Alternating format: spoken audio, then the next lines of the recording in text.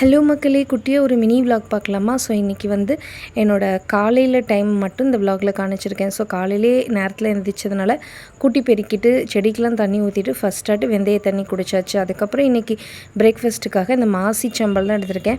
இந்த மாசி கருவாடு, உங்களுக்கு கருவாடு பிடிக்கும்னா இந்த மாசி சம்பலும் ரொம்ப பிடிக்கும்.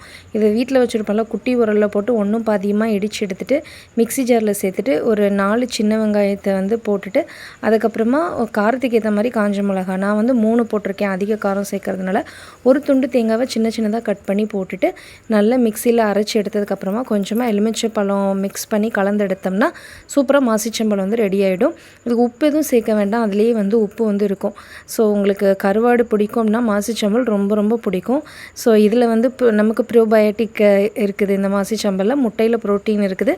அப்புறம் பழைய சாப்பாடு ஃபெர்மெண்டட் ரைஸ்லேயே நான் அதில் கொஞ்சம் தயிரும் போட்டிருக்கறதுனால நமக்கு ப்ரோபயோட்டிக் இருக்குது. ஸோ ஒரு ஹெல்த்தியான பிரேக்ஃபாஸ்ட்டு.